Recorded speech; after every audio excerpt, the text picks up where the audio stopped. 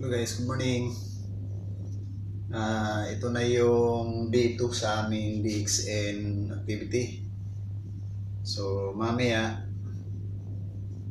pagbaba namin galing dito sa hotel, pupunta muna kami sa Kuala Lumpur restaurant at doon magla-lunch. So kinakailangan daw nakabihis na. At pagkatapos ng lunch, didiretso kami doon sa Cyberbell. So tingnan mo, talagang kulturang Pilipino. Barong na barong. Kailangan daw mag-ayos. At yan, first time namin makita ang Cyberbell. At kanina namit na namin yung ibang mga leaders sa iba't ibang mga bansa sa buong mundo. So, masaya. Kasi talagang walang balakid sa kultura. Pare-parehas pag sinabing DXN, family. So, napakaganda talaga ang DXN. Kung ibang bansa hindi nagkakasundo, nagkakagera, dito sa DXN walang gera. Gera pala ng kasiyahan dito at pagkakaisa. So sa magandang layunin. So ito na nga po yung reward natin. Siyempre makikita na naman namin ulit si Dr. Lim for the past 4 years na wala siya. Hindi namin siya nakita. So ngayon ito yung kwarto ko. Sarap talaga. Ako lang mag-isa dito. Oh. Pero dalawang higaan. Talagang masarap magkasama kung meron kasama mo yung asawa mo. Talagang the best. At yun na nga. Si Mrs. naman nagkaroon lang ng problema ang passport kaya hindi siya nakakasama. Pero sa susunod niyan, kasama na yun, syempre. Ayusin na namin para ma-experience din niya yung ng DXN. Kasi maganda nga talaga. So itong mga natin, mga barong Tagalog. Kasi hindi daw pwede pag hindi nakabarong. Hindi man tayo sanay magsuot ng ganito na kailangan magsanay. Kasi iba pala talaga representative ka ng Pilipinas. So ang Pilipinas ay pang ilan ba yun? Sa may pinakamaraming delegates. Tingnan nga natin dito sa handbook. Ito yung handbook. Handbook. Ito. Mamaya magsasalita yan si Dr. Lim. So sino ba pinakamarami dito? Ang pinakamarami dito ay Bolivia. Sobrang dami talaga nila. Bolivia. Tapos pangalawa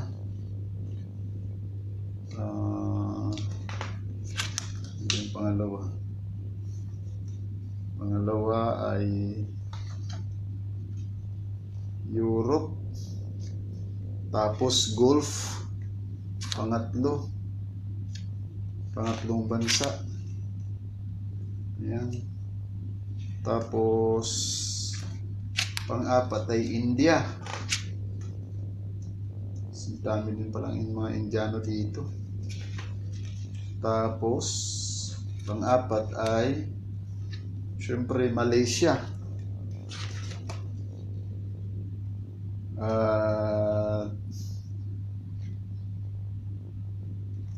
5, Mexico, Morocco, ang dami. Tapos Peru, dami din Peru. So pang pala ang Philippines? Ang 7. Grabe.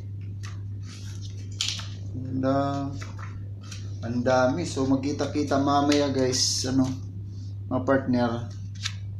Mga more than 10,000 sa isang venue. Kasi na-sold out na yung unang release ng ticket eh. Medyo ano, sobrang dami nga. Yan, doon sa Cyberville dito. Doon kami magkikita-kita mamaya. So kaso nga lang, wala nang internet doon. Medyo hindi tayo makapag-live. Pero doon naman sa may mga naka-roaming, pwede silang Kasi dito sa amin, dito sa Sunway Hotel ay lang, pag nasa loob ka, meron kang free internet, kaya kami nakapag-post din ng mga ilang mga pictures o video. Kasi libre yan dito. So bali magstay kami rito ng 6 days. Pero every day, starting today, doon na kami. Pag Cyberville kami, tapos pagbalik namin mamayang gabi. Kaya alas 5 pa magsisimula yung doon eh. Pero alis kami dito mga 1:00. At yun na susunduin kami ng tourist bus dito. Diretso na ng Cyberville. Tapos bukas, simula naman ulit yun ng papuntang Pinang. Doon naman sa, doon sa farm. So yun, mabisita na rin natin yung farm. Kaya alam nyo, ang DXN, ito lang po yung company sa buong mundo na kayang magpa-travel ng libo-libo sa isang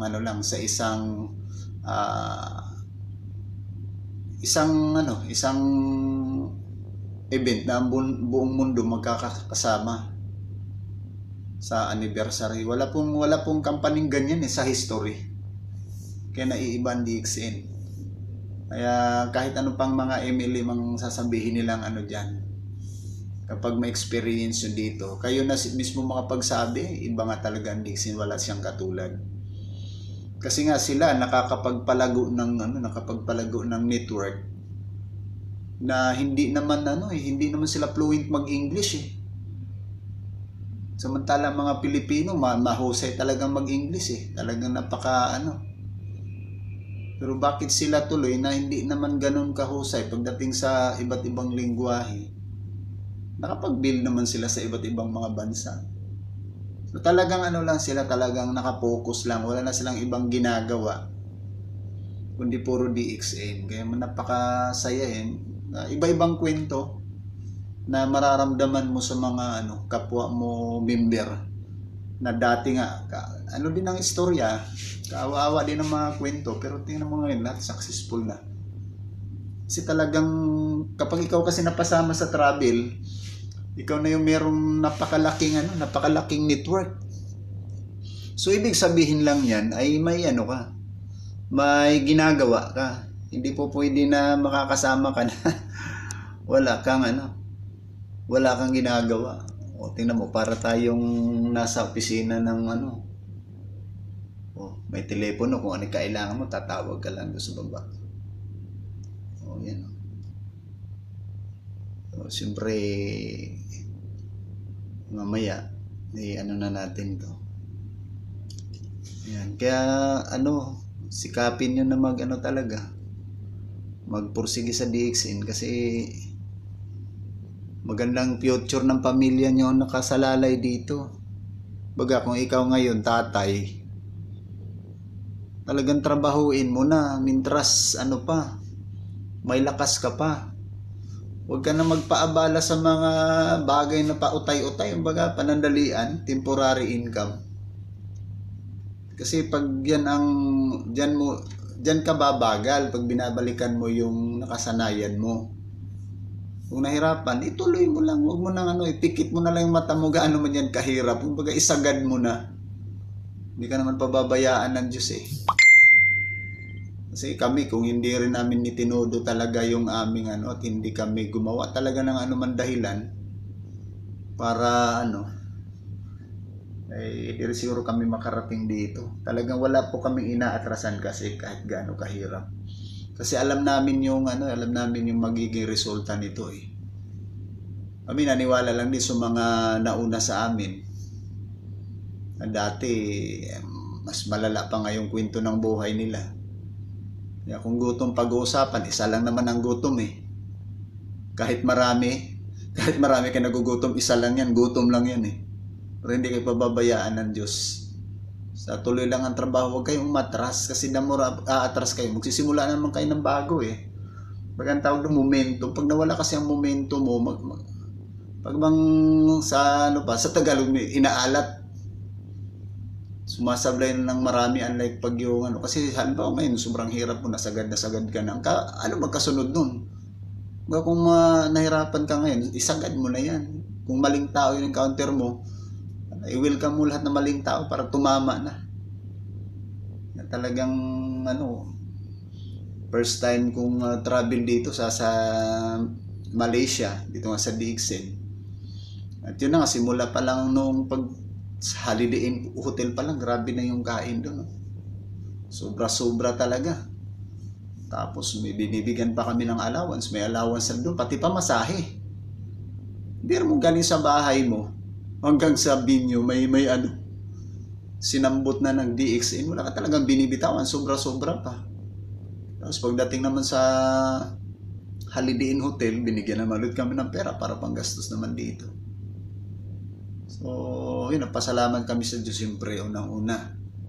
Kasi nga, dinidig din namin panalangin kasi hindi man to automatic na bumagsak sa harapan namin. Dumadating din naman sa point na sumagad din kami sa kahirapan. Pero sabi nga na nandyan talaga ang Diyos eh. So, baga tinitingnan lang din tayo kung kaya na ba natin mag-handle ng grupo. So, nung kaya na, so pinagkaloob na rin sa akin yung malaking network, malaking grupo. So, ang nasasabi ko lang doon sa mga nagsisimula at sa mga dati na hindi pa rin makausad, tuloy nyo lang, bayad lahat yan. Wala kang pagsisisihan. Grabe mga partner yung treatment dito. So, talagang naano na ako sa kainan dito. Iba't ibang putahe. Hindi ka pa nga minsan 3 oras ang kainan. Talagang yung mga iba naming mga nag-check-in dito, mga puri na talagang napapatingin sa kasi puro kami may mga lace ng DXN eh. Lahat nakasabit to.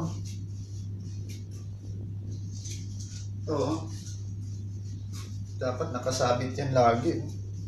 So gugulat yung mga foreigner. Kaya nga doon sa elevator kanina, in-approach ko yung isang hindi din member ng DXN, nakasabay ko lang sa elevator. So in-approach ko kaagad siya. So mabuti naman at naman ako in-entertain kahit nandun kami sa loob ng elevator. So diniretso ko na kaagad kasi sabi ko, are you familiar with DXN? Sabi na, no. So what is that? So sinabi ko na galing ako ng Pilipinas. At yun na nga, atin ako sa 30th anniversary ng DXN company namin. So pinakita ko na kaagad yung ito. Tapos sabi niya hindi pa ako pamilyar. Sabi ko sa DXN meron kaming 196 countries worldwide. So if you're interested to be a part of DXN, just accept my calling card. So nung binigyan ko naman siya ng calling card, talagang talagang tinanggap niya kaagad. So laki na pasalamat niya. Tapos ang katabi ko pa ay may Morocco at saka taga Mongolia. So nagulat siya kasi sinabi ko, partner, see you later at Cyberbell kasi magkaiba kami ng sabi niya, wow, she is your partner? So business partner. So napaka naman nung nakausap ko doon. Sana naman magkaroon ako ng international kasi siya ng calling card eh. So binigyan ko. So ganun pa rin, subok pa rin, wala namang mawawala eh. Wala tayong iba-iba na yung feeling namin dito, iba na yung pakiramdam eh. Kung dati talagang ngayon wala ka na talagang dapat pang pagdudahan. So sabi ko nga, pagod wala yan.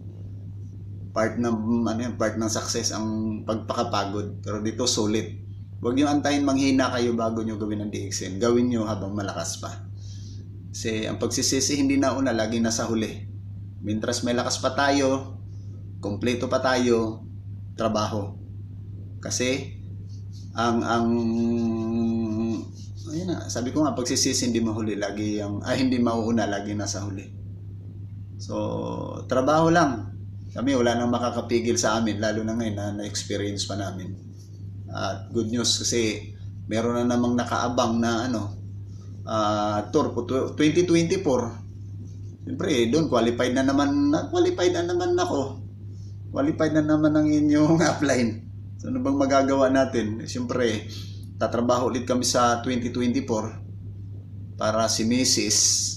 At kasama na rin namin si upline Irene sa travel. Kasi iba talaga pag magkasama kayo buong pamilya. Mas masaya. Siyempre, salamat tayo sa Diyos. Doon sa mga taong nare-reject sa atin, maraming salamat. Sa mga taong nangungutya sa atin, thank you so much. Kasi kung hindi kami kinutya, hindi kami pinagtawanan, hindi kami inasar at hindi kami sinubok, hindi rin kami magiging matatag at hindi rin kami makakarating dito. So, salamat sa inyong mga pagsubok, mga challenge nyo sa amin. Okay na kami. So, paano? Ano na kami? Medyo marami na nagme-message sa akin sa group chat ng group tour. Pinapa-prepare na ako. Hindi nila alam na naka-prepare na ako. So, yun lang muna guys. Mamaya nandoon na kami. Magbibideo na lang ako kasi walang live doon, ha. Okay, thank you. See you soon.